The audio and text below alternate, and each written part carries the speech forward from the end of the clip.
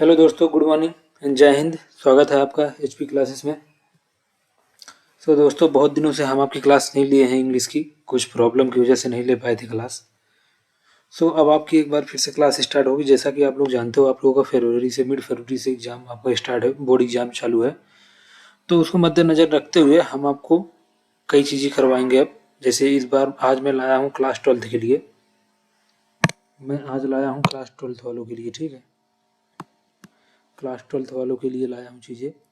इसके पहले मैंने क्लास 10th के लिए आर्टिकल वगैरह, ऐसे वगैरह, डिस्क्रिप्टिव पैराग्राफ वगैरह ये सब बताया था भाई। ये 10th वाले भी देख सकते हैं और क्लास 12th वाले भी, दोनों के लिए सेम है। बस ये है कि नंबर का फर्क रहता है कि क्लास 10th में कक्षा 12 में आपका 10 नंबर का आएगा ये, ठीक है। देखो भाई, इसमें मैं आपको बताऊंगा ए से और आर्टिकल। याद रखना आप लोग कि ए से और आर्टिकल में कोई अंतर नहीं होता है भाई, इस चीज़ को याद रखना जरूर। मान लो अगर आपके एग्जाम में दे दिया ए से, फिर भी कोई दिक्कत नहीं है,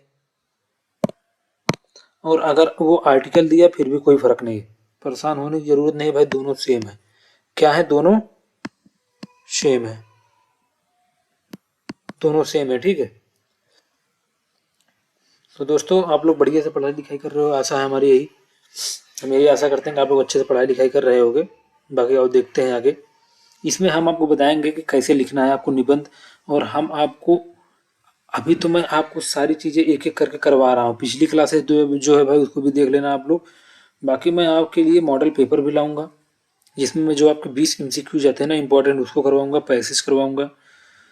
और हिंदी में जो टेंस आते हैं, वो हिंदी में जो अनुवाद करने का आता है ना, उसको ट्रांसलेट करो इंग्लिश में, वो भी बताएंगे आपको, ठीक है।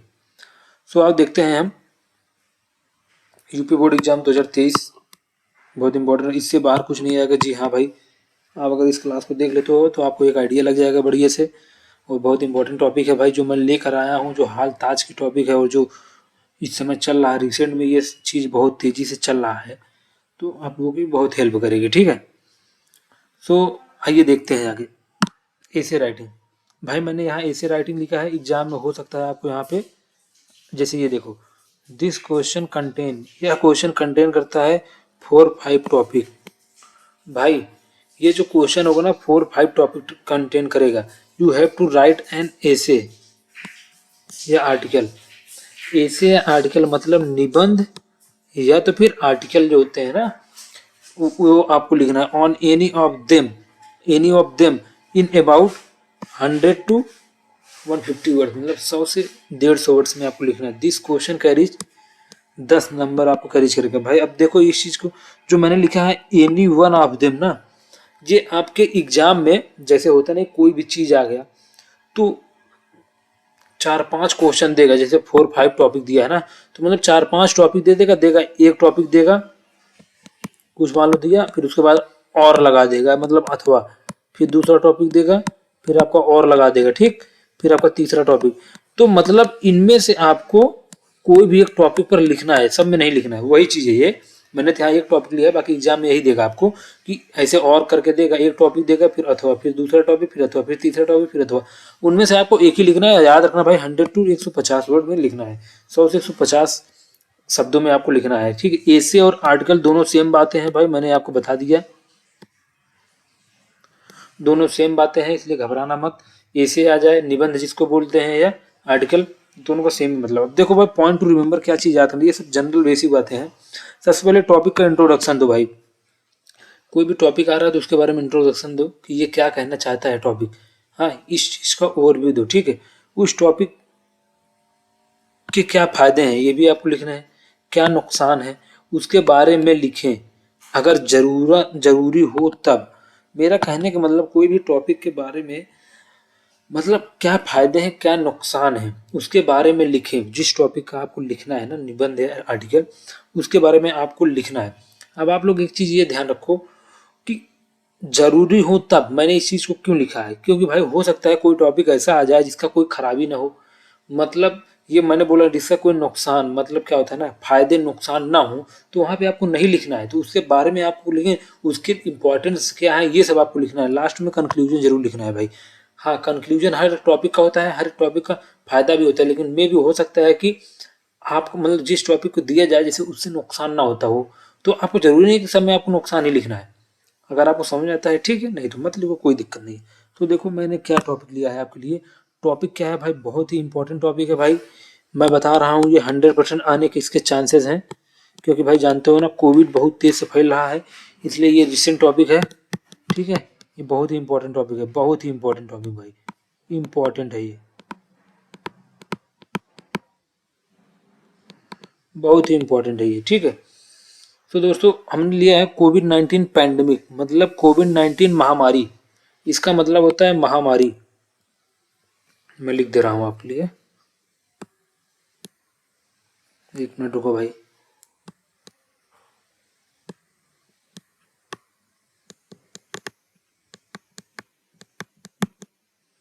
महामारी, ठीक है। कोविड-19 पैंडेमिक मतलब जो कोरोना आया था ना, कोविड-19 पैंडेमिक। ये भाई 19 क्यों दिया है नाम जानते हो? उसका रीजन मैं बताऊं आपको 19 क्यों दिया है? क्योंकि ये 2019 में आया था, देख लो, इसीलिए इसका दिया है कोविड-19 पैंडेमिक को। जो कोविड-19 था महामारी। अब इसके बारे में इंट्रोडक्शन, जैसा कि मैंने आपको बताया, उस टॉपिक के बारे में इंट्रोडक्शन जरूर दे भाई। तो देखो इंट्रोडक्शन क्या है। इंट्रोडक्शन में आपको लिखना है कि उस टॉपिक का ओवरव्यू क्या है, मतलब ऊपर ऊपर लिखना है कि उस टॉपिक से मतलब क्या चीज़ है, वो टॉपिक, वो चीज़ क्या है। जैसे आप कोई चीज़ लिखते हो, मान लो आप इंग्लिश में पढ़ते हैं नाउन, तो नाउन में पढ़ने से पहले आप उसकी डिफिनेशन लिखते हो ना, noun is a name of person, place और थिंग्स ना। तो उसी हिसाब से कोई भी टॉपिक लिखने से पहले आपको उसका इंट्रोडक्शन देना है। इंट्रोडक्शन में क्या है, द कोरोना वायरस, जो कोरोना वायरस है, is a family of viruses. भाई देखो आप लोग जानते हो कि ये बहुत बड़ा वायरस था भाई साहब, है भी, अभी भी चल रहा है, चाइना वगैरह में बहुत तेजी से चल रहा है, इंडिया में भी हम धीरे धीरे आ रहे हैं इसके केसेस। तो हम लोग इस चीज़ को ध्यान रखना है कि the corona virus is a family of viruses. Family of viruses इसलिए बोला गया है कि जो नॉर्मल वायरसेस होते हैं ना, वो इतने प्रभावित नहीं करते, मतलब इतने प्रभाव नहीं डालते हैं शरीर पर, लेकिन ये बहुत ज़्यादा, मतलब कह सकते हो ये वायरसों का बाप है, क्योंकि ये भाई बहुत भयंकर वायरस है जो कि लोगों को जान भी ले लेता है। ठीक है, लोग ठीक नहीं होते जल्दी। ठीक, तो the corona virus is a family of viruses. Corona virus जो है ना आपका, वायरसों का भी, वायरस जो होते हैं ना उसका परिवार है एक। दैट कैन काज, जिसके कारण हो सकता है, अ रेंज ऑफ इलनेस। अब इलनेस का मतलब क्या होती है भाई, बीमारी, बीमारी। ठीक है, रुक जाओ भाई, एक मिनट, बीमारी। ठीक है, तो देखो the corona virus is a family of viruses. Corona virus जो है ना, एक फैमिली ऑफ वायरसेस, मतलब वायरसों का परिवार है, जिसके कारण, दैट कैन काज, जिसके कारण, अ रेंज ऑफ इलनेस, बीमारियों की एक श्रेणी होती है, बहुत सारी बीमारियां इन ह्यूमन बींग्स में, मतलब मनुष्य में, ह्यूमन मतलब मनुष्य में, इन ह्यूमन इंक्लूडिंग, क्या क्या उसमें इंक्लूडिंग मतलब उस चीज में क्या क्या सम्मिलित है। कॉमन कोल्ड, कॉमन कोल्ड क्या होता है जानते हो, जल्दी जिसको आप बोलते हो ठंड लग जाना, ये वो जुकाम हो जाना, सर्दी हो जाना, इसको बोलते हैं कॉमन कोल्ड। फीवर, बुखार आ जाना, एंड मेनी मोर, और बहुत सारी बीमारियां, विच आर लाइफ थ्रेटिंग, जो लाइफ के लिए बहुत ज़्यादा खतरनाक है। थ्रेटिंग का मतलब देखो भाई दो चीज़ होता है, एक थ्रेटिंग मतलब होता है धमकी देना, लेकिन यहाँ धमकी देना आपका नहीं होगा, क्यों? क्योंकि देखो सेंटेंस में क्या चीज़ बोल रहा है उसके हिसाब से होगा। यहाँ पर थ्रेटिंग मतलब डेंजर होगा, और थ्रेटिंग मतलब खतरनाक भी होता है, डेंजर जिसको आप बोलते हो खतरनाक। ठीक है, तो ये चीज़ है। तो मैंने क्या बोला, आप लोग उसको देखो ध्यान से कि, एक मिनट रुक जाओ भाई।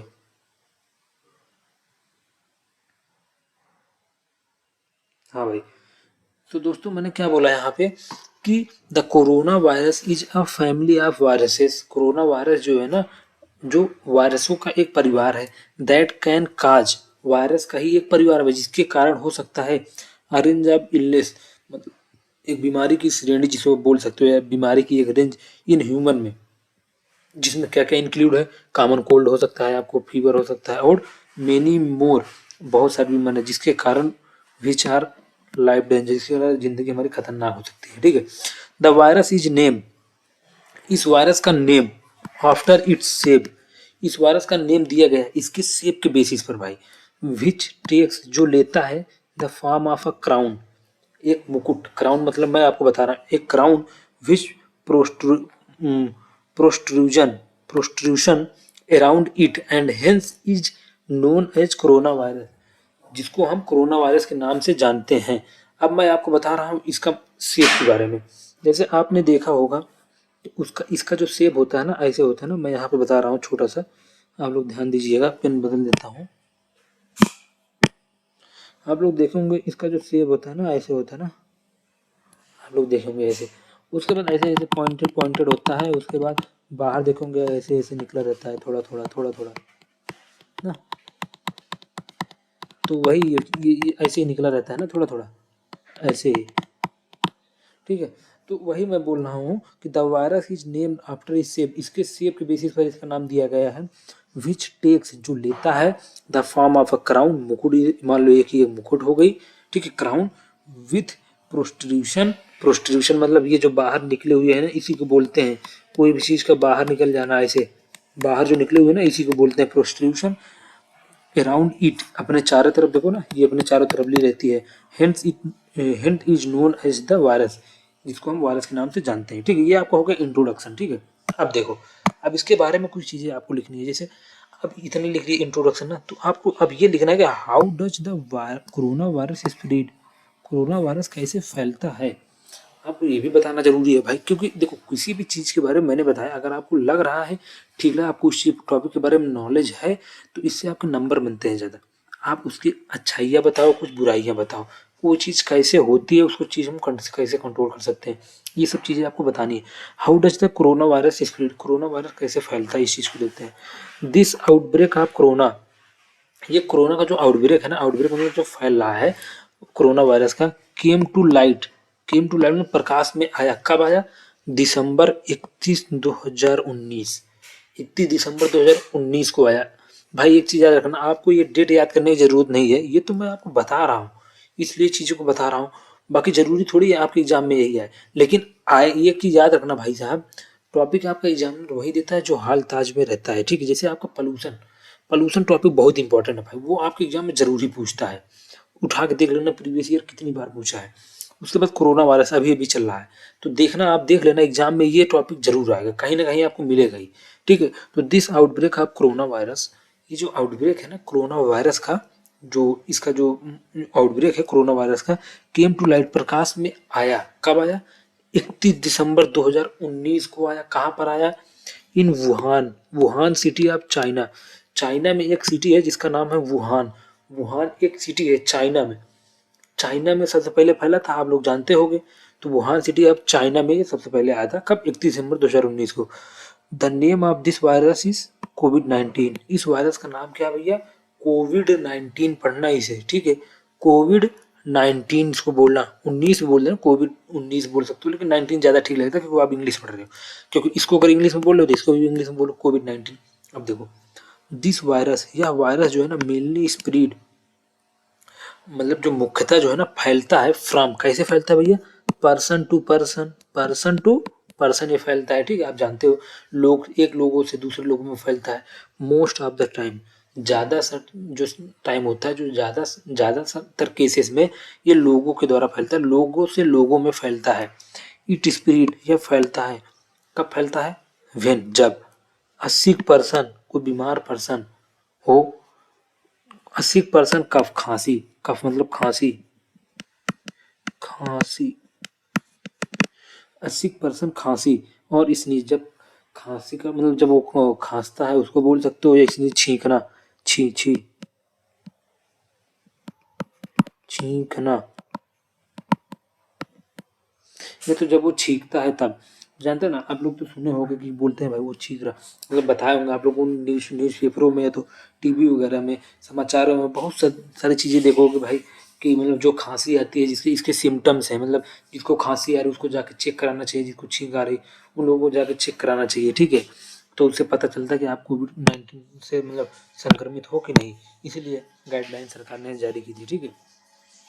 तो इस पीरियड में ना पर्सन कफ मतलब खांसता है और छींकता है, तब छींकना होता है, लेकिन जब छींकता है तब वो फैलता है। दे कैन स्प्रे, मतलब वे स्प्रे कर सकते हैं, जिन्हों आप सैनिटाइजर बोलते हो, ड्रॉपलेट, वही ड्रॉपलेट मतलब वही स्प्रे, ड्रॉपलेट मतलब वही सैनिटाइजर हो गया आपका, वो स्प्रे कर सकते हैं। और as far as 6 feet away, 6 feet दूरी पर रहो, ठीक है। दे वो रह सकते हैं। कौन? जो छींकते हैं, जो खांसते हैं, इन लोगों को दूर रहना चाहिए पहले से, कि भाई भले आपको ना हुआ हो लेकिन वही तो चांसेस है ना होने को।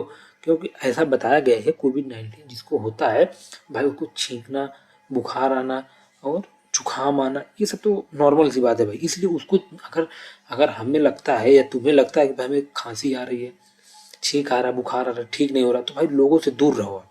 जैसे बोलना 6 फीट अवे, किसी से बात करो तो 6 फीट दूर से ही बात करो आप, ठीक है। इफ यू ब्रीथ देम, मतलब ब्रीथ देम। अब एक चीज बताऊं मैं आपको, ग्रामर, आपको ये चीज कोई नहीं बताएगा, याद रखना, ये चीज आपको कोई नहीं बताएगा। क्यों? क्योंकि भाई लोग बस पढ़ाते चले जाते हैं टॉपिक, लेकिन हम आपको ग्रामर भी बताएंगे। अब पूछ लेगा कोई, they breathe, if you breathe them, क्या देम मतलब क्या भाई, क्या क्या सांस लोगे? तो वही चीज, ये देम क्या है? देम मतलब ये जो छींक रहे हो, ये जो खांसी कर रहे हो, उसकी बात कर रहा है ये। देम का अर्थ ये हुआ भाई। तो they can spread droplet as far as 6 feet away दूर। अब इफ यू ब्रीथ देम, यदि आप, जैसे कोई खांस रहा है या छींक रहा है, उसके पास सांस ले रहे हो, उसकी बात कर रहा है ये, लेते हो, उसको अंदर लेते हो, उसके सामने हो, 6 फीट दूरी पर नहीं हो, पास में सांस लेते हो, तो the virus can get into your body, आपके बॉडी में जा सकता है वो virus. You can get the virus from touching a surface. और देखो, जा सकता है, और दूसरी क्या चीज़ है, आप जो वायरस को है ना, वो वायरस से संक्रमित हो सकते हो from the touching the surface. जैसे बोलते हैं कोई चीज़ सैनिटाइज कर लो तब उसे टच करो। अगर आप कोई चीज़ मान लो कहीं पर वायरस है, कोई लोहा हो गया कहीं भी, टच करते हो, अगर उसमें कोई संक्रमित व्यक्ति अगर उसको टच किया है तो आपको भी वायरस हो जाएंगे, ठीक है। तो you can get the virus from touching surface से। और object the virus is on, जिसपे वायरस है, वायरस इज ऑन का मतलब जिस पर वायरस है, ऐसी वस्तु जिस पे वायरस है, अगर उसको आप टच करोगे तो आप भी कोविड-19 से संक्रमण हो जाओगे। देन टचिंग योर माउथ, अपने मुंह को टच करोगे। नोज और योर आईज, मतलब ये भाई आईज है, ठीक है, आंखें जिसको बोलते हो, आंखें। उसके बाद जब इन सब वस्तुओं पर टच करोगे तो आप अपने आंखों, नाक पर टच करोगे, मुंह पर टच करोगे, अपने क्या बोलते हैं, नाकों पर टच करो, आंखों पर टच करोगे, तो आपको संक्रमण हो, आप उससे बीमार हो जाओगे भाई। सिंपल सी बात है, आप कोविड-19 से संक्रमण हो जाओगे, ठीक है, संक्रमित हो जाओगे। अब देखो आगे क्या कह रहा है, आगे बोल रहा है कि सिम्टम्स, सिम्टम्स मतलब जब समझते हो क्या होता है सिम्टम, मतलब इसका सिम्टम्स क्या है भाई, क्या साइन है। मतलब कोई भी चीज, जैसे मान लो वायरस हो रहा है तो इसका सिम्टम क्या हुआ, मतलब इसका सिम्टम क्या है। जैसे बोलते हो ना, ये चीज हो रहा है हमें, तो किस वजह से हो रहा है, तो सही बात है भाई, किस वजह से हो रहा है ये। कॉमन कोल्ड, साइन क्या देता है, कॉमन साइन ऑफ इन्फेक्शन, जो एक साइन देता है, साइन का मतलब जो इशारा देता है किसका, इन्फेक्शन का। इंक्लूड फीवर आपको हो गया तो आप ये समझ लो कि हो सकता है हमें कोविड-19 हो। अगर वो ऐसा नहीं कि भाई कभी भी हो जाए, अगर जैसे कोविड-19 बहुत तेज आपके एरिया में चल रहा है या भारत में चल रहा है, तो अगर आपको फीवर हो, डर होना चाहिए भाई, ठीक है। कफिंग, खांसी आ रही है, एंड ब्रीदिंग डिफिकल्टी, सांस लेने में प्रॉब्लम हो रही है, तो भाई इस केस में आपको जाके सीधा डॉक्टर को दिखाना चाहिए, ठीक है। नज़दीकी हॉस्पिटल में मिलना चाहिए आपको, सरकारी अस्पतालों में, ताकि आप उन चीज़ों को क्लियर कर पाओ, ठीक है।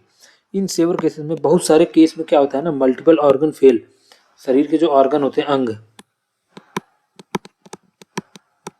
फेल हो जाते हैं भाई आपके, एंड देन जिसकी वजह से मृत्यु हो जाती है। क्या? मृत्यु हो जाती है भाई, मृत्यु, ठीक है, आपकी हो जाती है मृत्यु, ठीक है। अब देखो प्रिवेंशन, बचाव क्या है, बचाव,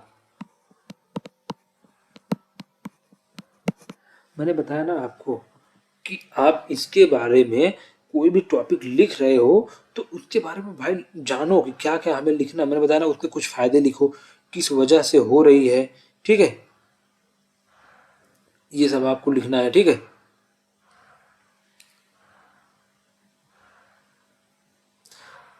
उसके क्या फायदे हैं, क्या नुकसान है, ये आपको लिखने हैं, ठीक।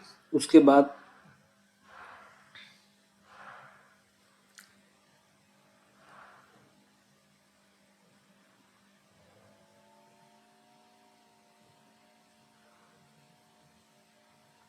ठीक है भाई, हाँ, आ जाओगे। तो वही मैं बोला कि किसी भी टॉपिक के बारे में लिखने के लिए आपको भाई उसके क्या फ़ायदे हैं, मैंने बताया इंट्रोडक्शन लिखो भाई, इंट्रोडक्शन लिखना बहुत जरूरी से आपके एग्जामिनर देखेगा ना भाई, हाँ इंट्रोडक्शन लिखा है, पॉइंट बाई पॉइंट लिखोगे ना आपको नंबर ज़्यादा मिलेगा, ठीक है। अब आ जाओ इधर आ जाओ, इसमें आ जाओ, क्या बोल रहा है symptoms, symptom common sign of infection, common sign of infection include fever है, कफिंग है मतलब बुखार है, और क्या बोलते हैं खांसी है, एंड क्या बोलते हैं सांस लेने में दिक्कत। इन सेवरल केसेस में मल्टीपल ऑर्गन फेल, बहुत सारे ऑर्गन आपके शरीर के फेल हो जाते हैं, ये देखो, एंड डेथ मृत्यु हो जाती है।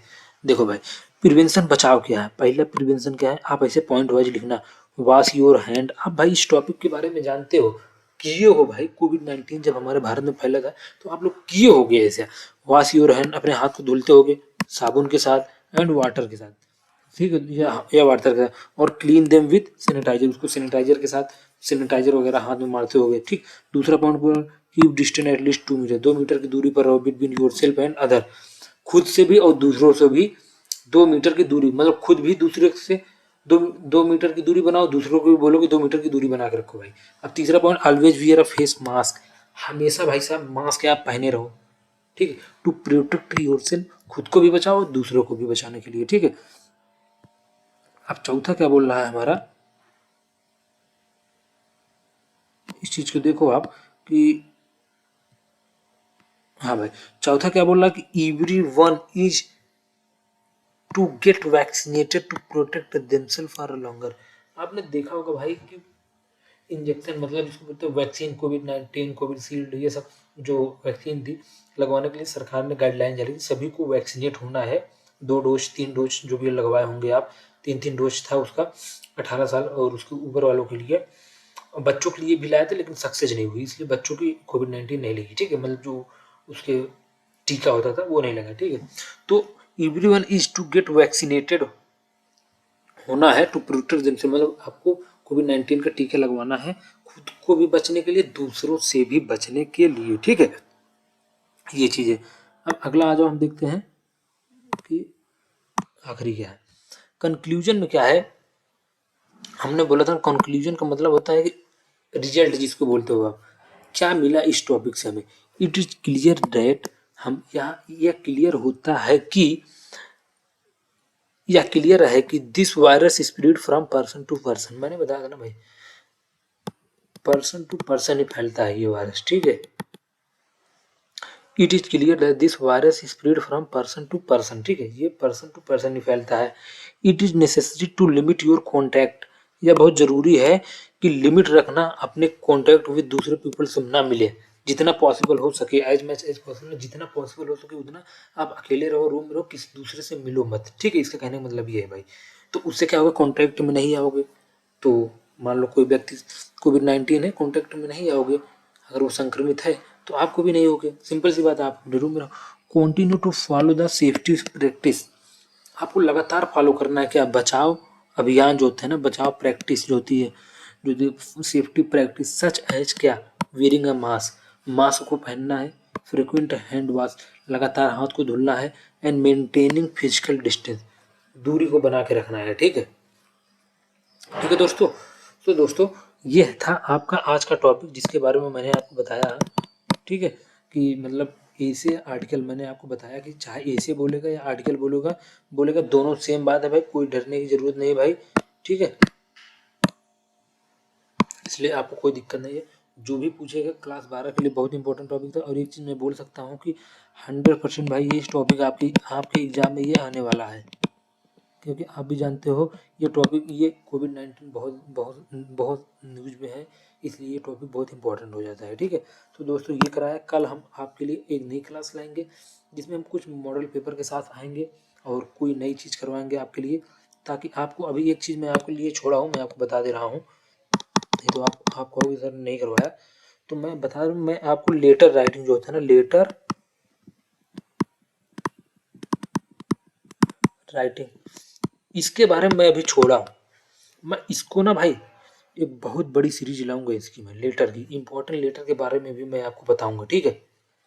कौन कौन सा लेटर पढ़ के जाओ, कौन कौन सा ऐसे पढ़ के जाओ, कौन कौन सा एप्लीकेशन पढ़ के जाओ, आपके एग्जाम में हूबहू वही आएगा, छप जाएगा। ठीक है, आपको कुछ नहीं करना है, बस वही वही पढ़ के जाना, वही वही एग्जाम में छाप देना है। छापने का मतलब भाई फाड़ के मत ले जाना, मतलब याद करके जाना, आप एग्जाम में वही आ जाएगा, टेंशन लेने की कोई जरूरत नहीं। क्लास 10th और 12th दोनों के लिए लेकर आएंगे हम, हाँ, और इसको बहुत अच्छे से बताएंगे। आपको मालूम है, आपको बहुत सारे चैनलों पे देखते होगे कि आपको लेटर को लिखना बता देते हैं, लेकिन लेटर भी दो प्रकार के होते हैं भाई, एक फॉर्मल होता है एंड एक इनफॉर्मल होता है। इन तो आपको ये जानना जरूरी है भाई कि फॉर्मल और इनफॉर्मल में अंतर क्या है। मान लो एग्जाम दे देखो, फॉर्मल लेटर लिखो, फिर दे देगा इनफॉर्मल लेटर लिखो, तो आपको पता ही नहीं है, आप वैसे किसी का वीडियो देखकर चल के फॉर्मल इनफॉर्मल के बारे में अंतर ही नहीं मालूम, तो आप कैसे लिख दोगे भाई। पता लगा फॉर्मल को इनफॉर्मल में डाल दिए, इनफॉर्मल को फॉर्मल में डाल दिए, तो एग्जामिनर देखेगा, एग्जामिनर पढ़ा लिखा होगा आपका, तो 0 नंबर इसे काट के बढ़िया से 0 नंबर दे देगा, खत्म, 10 में से जाओ सो जाओ। तो इसलिए भाई जानना बहुत जरूरी है। मैं इसीलिए आपके लेटर वाला पोर्शन में बना रहा हूँ, उसमें टाइम लगेगा, क्योंकि बढ़िया 2-3 टॉपिक भी लेकर आऊँगा, लेटर में कैसे लिखना है, अंतर क्या है, सब कुछ बताऊंगा। ठीक है, तो दोस्तों आज के लिए इतना ही, बहुत दिनों के बाद क्लास ले रहा हूँ मैं, और इसलिए ठीक है, तो आज के लिए इतना ही, मिलते हैं आपसे अगले वीडियो में। जय हिंद, जय भारत। ठीक है, नमस्कार। वीडियो को लाइक शेयर कर देना भाई।